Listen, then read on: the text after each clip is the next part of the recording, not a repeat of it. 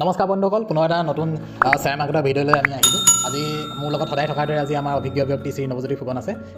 ইয়াৰ পৰা আমি বহুতখিনি টিপছ ল'ম, ট্ৰিক্স ল'ম। কিন্তু আজি আমাৰ বিষয়টোৱে হৈছে শ্বেয়াৰ মাৰ্কেটৰ ইণ্টাৰডে ট্ৰেডিং। এই ইণ্টাৰডে ট্ৰেডিংনো কি, ইণ্টাৰডে ট্ৰেডিঙত আমি কেনেধৰণে লাভ কৰিব পাৰোঁ, ইণ্টাৰডে ট্ৰেডিঙৰ ইনচাইড আৰু আউটচাইড কি প্ৰিকশ্যন ল'ব লাগে, টিপছ ল'ব লাগে, এই সকলোবোৰ বিষয়ে আজি আমি অভিজ্ঞ ব্যক্তি নৱজ্যোতি ফুকনৰ পৰা জানিম। গতিকে আহক আমি নৱজ্যোতি ফুকনৰ ওচৰলৈ যাওঁ। হয় সত্য। ইণ্ট্ৰাডে মানে কি, আমি এইটো বিষয়ে প্ৰথমতে জানিব লাগিব। ইণ্ট্ৰাডে মানে হৈছে কি, একেদিনাই আপোনাৰ লাভ বা লোকচানটো একেদিনাই আপোনালোকৰ শ্ব' কৰিব আপোনাৰ ডিমেট একাউণ্টত। গতিকে ইণ্টাৰনেট ট্ৰেডটো হাই ৰিস্ক হয়। আপুনি ভাবিছে এটা শ্বেয়াৰ, আপুনি শ্বেয়াৰ এটা ভাবিছে যে আজি 10 টকা ওপৰলৈ উঠিব। আপুনি শ্বেয়াৰটো কিনিলে, কিনাৰ পিছত যদি আপোনাৰ 100 শ্বেয়াৰ যদি আপুনি কিনে 5 টকা যদি ওপৰলৈ উঠে, আপোনাৰ 500 টকা লাভ হ'ব। ইণ্টাৰনেট কেইটামান বেনিফিটো আছে। ইণ্টাৰনেট যদি আপোনালোকে ট্ৰেড কৰে, আপোনালোকৰ হাতত যেনিবা 10,000 টকা আছে, আপোনালোকৰ যিটো ব্ৰকাৰেজ ফাৰ্ম আছে তাৰ পৰা এটা এক্সপ'জাৰ দিয়ে। এক্সপ'জাৰ মতে আপোনালোকে তাৰ পৰা আজি আমাৰ সকলোৱে বুজিব পৰাকৈ এক্সপ'জাৰটো অলপ বুজাই দিব নেকি? এক্সপ'জাৰ মানে কি আছে, আপোনালোকৰ 10,000 টকা আছে, 5 গুণ যদি এক্সপ'জাৰ দিয়ে আপোনালোকৰ ব্ৰকাৰ ফাৰ্মখনে, তেতিয়া আপোনালোকে 50,000 টকা ট্ৰেড কৰিব পাৰিব।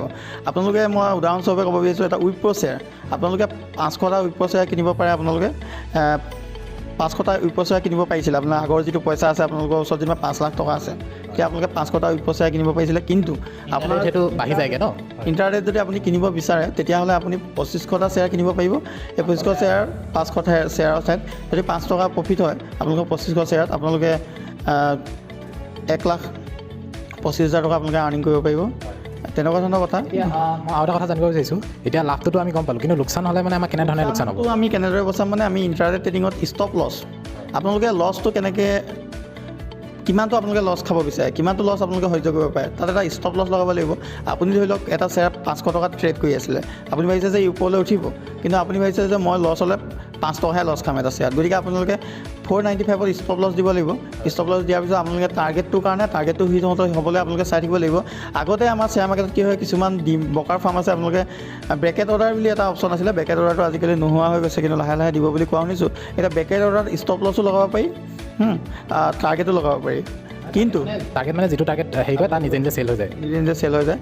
কিন্তু এতিয়া আপোনালোকে ষ্টপ লছ লগালে আপোনালোকে টাৰ্গেট লগাব নোৱাৰে, টাৰ্গেট লগালে ষ্টপ লছ লগাব নোৱাৰে। কিন্তু ষ্টপ লছ লগোৱাটো অত্যন্ত জৰুৰী। আপোনালোকে ৰিস্ক ৰেচিঅ'টো আপোনালোকে 1:2 অনুপাতত লগালে বেছি ভাল হয়। 1:3 কৰিলেও বেছি প্ৰফিট হয় বুলি মই নাভাবোঁ। মানে এইটো পি ৰেচিঅ'ৰ ওপৰত যায় নেকি? 1:2 মানে আপোনালোকে ধৰি লওক, আপুনি 500 টকীয়া শ্বেয়াৰটো আপোনালোকক 495ত আপুনি ষ্টপ লছ যদি লগায়, আপুনি তাত টাৰ্গেটটো 510 লগালে আপোনাৰ 10 টকা যিটো প্ৰফিট, 1:2 ৰেচিঅ'। প্ৰথমতে লোকচানৰ ৰেচিঅ'তকৈ আপোনালোকৰ প্ৰফিটৰ ৰেচিঅ'টো বেছি হ'বই লাগিব, নহ'লে আপোনালোকে লোকচান খোৱাটো প্ৰায় খাটাং। আপোনালোকে ষ্টপ লছটো এটা মনত ৰাখিবই লাগিব, কাৰণ শ্বেয়াৰ এটা পটককৈ ফল হ'ব পাৰে, বহুত তললৈ ফল হ'ব পাৰে। আপুনি যদি ষ্টপ লছ নলগায়, ত' আপোনাৰ 495 যদি 480লৈ আহিলে, আপোনালোকে এটা শ্বেয়াৰতে প্ৰায় 20 টকা পৰ্যন্ত লছ হ'ব পাৰে। হয়, এই ক্ষেত্ৰত মই আৰু এটা কথা বিচাৰিছোঁ যে ষ্টপ লছ বস্তুটো আপুনি চিম্প্লিফাই কৰি ক'ব নেকি আমাৰ দৰ্শকসকলক? ষ্টপ লছটো আপোনালোকে যেতিয়া আপোনালোকে শ্বেয়াৰ এটা বাই কৰিব, তাতে আপোনালোকে পাব ষ্টপ লছ, মানে লছটো ষ্টপ হৈ যাব আপোনাৰ। গতিকে আপুনি যদি এটা শ্বেয়াৰত 5 টকা যদি লছ খোৱাটো আপুনি সহ্য কৰিব পাৰে, আপুনি 500 টকীয়া শ্বেয়াৰ এটা 495ত আপুনি ষ্টপ লছটো লগাব পাৰে। আৰু তাতে আপোনাৰ টিগাৰ প্ৰাইচ বুলি এটা থাকে, টিগাৰ প্ৰাইচটো যদি আপুনি দি দিয়ে 494, আপুনি কেতিয়াবা ষ্টপ লছ হিট নহ'ব পাৰে, তেনেকৈ তললৈ নামিব। আপুনি টিগাৰ প্ৰাইচ বুলি কয় এটা প্ৰাইচ লগাব লাগিব, নহ'লে আপোনাৰ অসুবিধা হ'ব পাৰে। টিগাৰ প্ৰাইচটো আপুনি 1 টকা ওপৰত লগাই থ'লে হ'ল 594ত, তেতিয়া আপোনাৰ 595ত আপোনাৰ কি হ'ব, যদি তললৈ নামে আপোনালোকৰ 595ত আপোনাৰ লছটো ৰিকভাৰ হৈ যাব।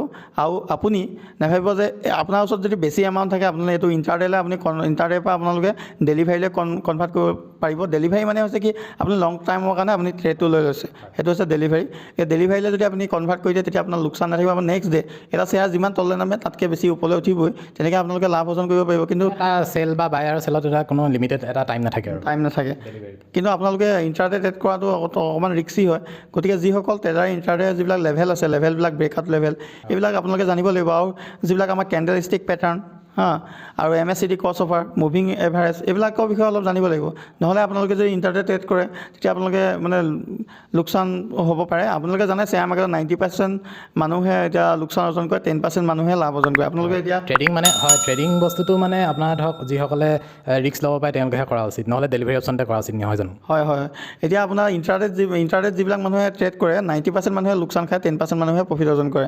কিন্তু ডেলিভাৰী ট্ৰেড যিবিলাক লয়, মানে যিবিলাক মানুহে কৰে, তাত কিন্তু প্ৰফিট অৰ্জন কৰেই গতিকে ইণ্টাৰডে ট্ৰেড আপোনালোকে 10% মানুহৰ ভিতৰত যদি এজন হ'ব বিচাৰে আপোনালোকে তেনেধৰণে আপোনালোকে জ্ঞান অৰ্জন কৰিব লাগিব আপোনালোকে বহুত শ্বেয়াৰৰ যিমান লেভেল আছে আপুনি লেভেলবিলাক জানিব লাগিব ব্ৰেকআউট লেভেল কি মানে অধ্যয়ন বহুত প্ৰয়োজনীয় বহুত প্ৰয়োজন অধ্যয়নটো নকৰিলে আপোনালোকে ইণ্টাৰডে ট্ৰেড নকৰাই ভাল বা আপোনালোকে পৰামৰ্শ ল'ব পাৰে কিছুমান জনা বুজা শ্বেয়াৰ মাৰ্কেট বিশেষজ্ঞৰ লগত আপোনালোকে শিকাত একো বাধা নাই আপোনালোকে শিকিলে নিশ্চয় পাৰিব মই জানো কষ্ট কৰিলে আপোনালোকে শিকিব পাৰিবই বেছি টান নহয় কথাবিলাক আপোনালোকে ইণ্টাৰেষ্টেড হয় শ্বেয়াৰ মাৰ্কেটৰ যিবিলাক বিষয়বস্তু টেকনিকেল এনালাইচিছ আপোনালোকে কিছুমান মানে এপতো পায় আজিকালি শিকিবলৈ আপোনালোকে মানি কণ্ট্ৰল বুলি এটা এপ আছে তাতো আপোনালোকে শ্বেয়াৰৰ যিবিলাক আপোনালোকে গ্ৰাফ চাৰ্টবিলাক আপোনালোকে দেখিছে চাগে প্ৰায়খিনি ৱেবছাইটতে আজিকালি গ্ৰাফটো দেখায় তাতে কেণ্ডেলষ্টিক পেটাৰ্ণ ৰেনকো বুলি এটা আছে আপোনাৰ অকল লাইন পেটাৰ্ণো আছে আপোনালোকে এইবিলাক অলপ জানিব লাগিব নহ'লে আপোনালোকে মানে নোৱাৰিব আপোনালোকে ইণ্টাৰডে ট্ৰেড কৰিবলৈ তেতিয়া হয়তো আপোনালোকে বেছি লোকচান খাই যাব তাৰ ফলত আপোনালোকৰ মন ভাঙি পৰিব গতিকে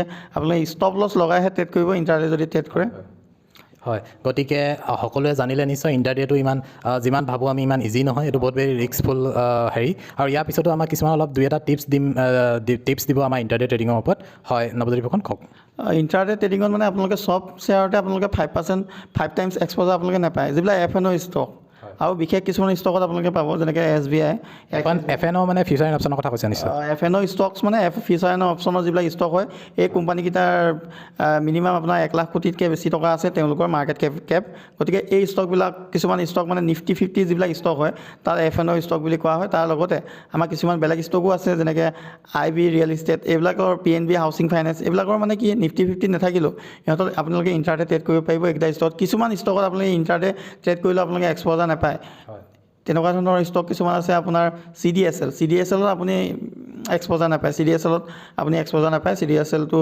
আপোনালোকে আধাৰৰ যিটো কোম্পানী আছে সেইটো কয় CDSL আপোনালোকে কিছুমান কোম্পানী এক্সপ'জাৰ পাব যিকেইটা এক্সপ'জাৰ পাব তাতহে আপোনালোকে ইণ্টাৰডে ট্ৰেড কৰিলে আপোনালোকে 5 টাইমছ এক্সপ'জাৰটো পাব কিন্তু সকলো কোম্পানীতে আপুনি ইণ্টাৰডে ট্ৰেড কৰা কিছুমান শ্বেয়াৰ ইণ্টাৰডে ট্ৰেড কৰা আৰু ডেলিভাৰী ট্ৰেড কৰা একে কথা সেইকাৰণে কিছুমান যিবিলাক শ্বেয়াৰ ইণ্টাৰডে ট্ৰেড কৰিব নোৱাৰি সেই শ্বেয়াৰবিলাক ডেলিভাৰী হিচাপে লোৱাই ভাল মানে আপুনি ক'ব বিচাৰিছে এক্সপ'জাৰ নাথাকিলে মানে তাত ইণ্টাৰডে ট্ৰেডিং কৰি একো লাভ নাই এক্সপ'জাৰ নাথাকিলে আপোনাৰ ইণ্টাৰডে ট্ৰেড কৰি তাত একো লাভ নাই তাৰ হ'লে আপোনালোকে ডেলিভাৰী ট্ৰেড ল'লেই হ'ল ইণ্টাৰডে ট্ৰেড ইম্পৰ্টেণ্ট কথা এইটো সকলোৱে জনা উচিত এইটো বস্তু এনেকুৱা ধৰণৰ শ্বেয়াৰত যদি আপোনালোকে ডেলিভাৰী যদি ট্ৰেড নলয় তেতিয়াহ'লে আপোনাৰ লোকচান হোৱাটো প্ৰায় খাটাং কাৰণ মানে কি আপুনি ইণ্টাৰডে ট্ৰেড কৰিলে যিটোত আপোনালোকে লেভাৰেজ নাপায় এক্সপ'জাৰ নাপায় এই শ্বেয়াৰটো যদি বা ইণ্টাৰডে ট্ৰেড কৰিলে তললৈ যদি নামে আপোনাৰ পইচা পাতি বহুত লোকচান হৈ যোৱাৰ আশংকা থাকে কিন্তু আপোনালোকে যদি ডেলিভাৰীত লয় আপোনাৰ লোকচান হ'লেও নেক্সট দিনা বা তাৰ নেক্সট দিনা আজি 10 বছৰ পিছত হ'লেও এইটো শ্বেয়াৰ আপ হ'বই গতিকে আপোনালোকৰ লোকচান হোৱাৰ আশংকাটো নাথাকে গতিকে যিবিলাক শ্বেয়াৰত আপুনি এক্সপ'জাৰ নাপায় বা লিভাৰেজ নাপায় তেতিয়া সেইবিলাক শ্বেয়াৰত আপুনি নল'ব আপোনালোকে ইণ্টাৰডে ট্ৰেড নকৰিব সেইটোকে মই ক'ব বিচাৰিছোঁ